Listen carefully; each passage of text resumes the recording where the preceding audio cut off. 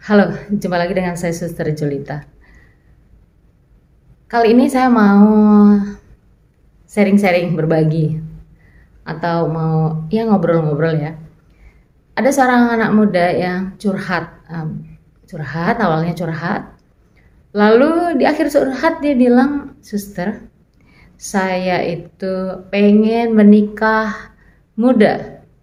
Saya pengen tidak pacaran, tetapi langsung menikah. Gimana pendapat Suster? Saya hanya tertawa. Lalu dia tanya, kenapa Suster tertawa? Saya katakan sama dia bahwa tidak semudah itu Ferguson. Kenapa saya katakan begitu? Pengalaman saya sebagai seorang suster, seorang yang hidup membiara, yang hidup bersama dengan orang-orang yang datang dari berbagai latar belakang yang berbeda, budaya, adat istiadat, suku, ras, lalu tinggal dalam suatu rumah atau komunitas atau biara, itu tidak gampang. Ketika kita datang tanpa dimaui, saya mau tinggal sama kamu, tetapi tetapi karena motivasi, karena kemauan, karena kehendak, tapi juga karena rahmat Tuhan untuk tinggal bersama karena menjadi seorang yang ingin mengikuti Kristus dengan tegas, ingin hidup membiara. Gampangnya mau bilang apa sih? Hidup bersama itu nggak mudah. Apalagi kita tidak mengenal dulu, belum saling mengenal, tetapi karena mau jadi suster, sama-sama suster FSGM, suster CB, suster HK, lalu kita tinggal dalam satu rumah, kan kita sebelumnya kita nggak kenal, kita nggak saling kenal. Itu aja nggak gampang. Itu banyak orang loh, minimal satu komunitas itu 3 minimal, dan kadang-kadang banyak, bisa 20, bisa 40. Mau bilang apa? Orang banyak aja bisa lari dalam artian apa? Aku nggak cocok sama kamu, aku bisa makan, duduk, aku nggak cocok nih sama kamu, maka aku bisa duduk dengan ini. Lalu kalau tidur di kamar sendiri, atau kalau duduk di ruang rekreasi, aku nggak cocok sama kamu, aku bisa melipir ke sini. Tapi kalau hidup berkeluarga, hello, hanya 2 orang, dia dan aku dan dia. Terus kalian belum saling mengenal, tiba-tiba kalian mau nikah, mau sama-sama. Jangan lupa, perkawinan di gereja Katolik itu sakramen. Sakramen itu apa? Kehadiran Allah, sarana Allah hadir di situ, sakramen ya. Maka kalau Allah hadir, kita perlu menyiapkan tempat yang ya membuat Allah nyaman, membuat Allah dicintai. Karena kita mengimani pasangan kita itu kehadiran Allah, saya kehadiran Allah bagi pasangan saya. Maka bayangkan kalau kalian tidak saling mengenal dan kalian akan hidup bersama seumur hidup sampai mati. Nggak gampang. Banyak juga yang cerita sudah pacaran 5 tahun, 6 tahun, paling sedikit 2 tahun, seolah sudah saling mengenal satu sama lain. Tapi tiba-tiba ketika menikah, bukan tiba-tiba setelah menikah, ternyata ada sesuatu yang baru, harus menyesuaikan diri lagi. Ternyata oh dia seperti ini suster, kemarin pacaran nggak kelihatan. Kemarin waktu pacaran dia nggak muncul aslinya. Dan sekarang begini.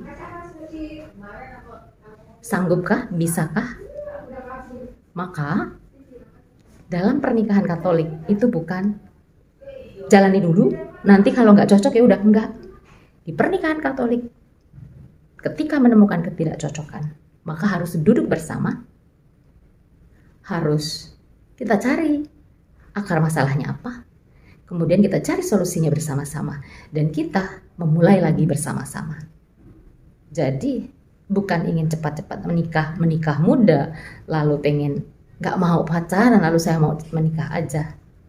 Tidak seperti itu. Ini pandangan saya atau pendapat saya menurut saya pribadi. Di luar ada ketentuan, misalkan kalau pernikahan Katolik itu ada yang namanya kuper-per. Ya nanti kalau ketemu Romo itu ada penyelidikan kan ya, ditanya sudah seberapa lama kamu mengenal, apa yang kamu tahu tentang dia. Kayaknya sih begitu ya, karena saya belum pernah hanya sharing-sharing orang itu. Dan apalagi sekali lagi maaf saya tidak belajar soal itu, nanti bisa ditanyakan langsung dengan Romo.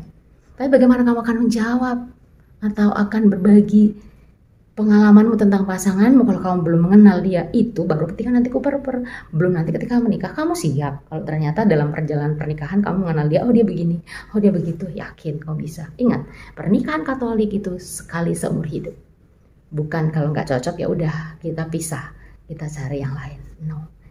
Jadi Saya sarankan, ini saran pribadi ya, gak usah buru-buru cepat menikah. Jalani aja pacaran sewajarnya, sebaik mungkin, sesuai dengan adat istiadat, norma, aturan, dan agama yang berlaku. Maka ketika nanti kamu tidak jadi sama dia, putus katakanlah, kamu tetap punya sesuatu yang masih tetap bisa dipertahankan, kebanggaan, dan kamu kalau nggak jadi ya tetap enjoy, tetap bisa menjadi teman, sahabat. Kalau nggak bisa ya udah, tapi setidaknya tidak membuat saya insecure, merasa jelek, merasa ada orang yang masih mau dengan aku atau enggak. Maka kembali lagi, nikmati masa mudamu, jalani, ikuti alurnya. Yang terpenting melaksanakan atau mengikuti kehendak Tuhan.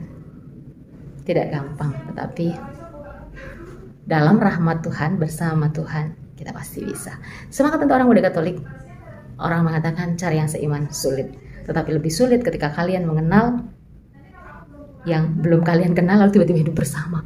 Gak bisa dibayangkan. Kami aja yang di dalam biara datang dari banyak daerah, lalu tinggal bersama dengan banyak orang, tidak hanya dua, itu aja sulit. Apalagi kalian yang hanya berdua, jengkel sama dia, ketemu di dapur sama dia, jengkel sama dia, ketemu di ruang TV sama dia, jengkel sama dia, di kamar ketemu lagi sama dia. Kalau kami istilahnya bisa melipir, enggak juga. Oke, gitu ya. Salam, semangat.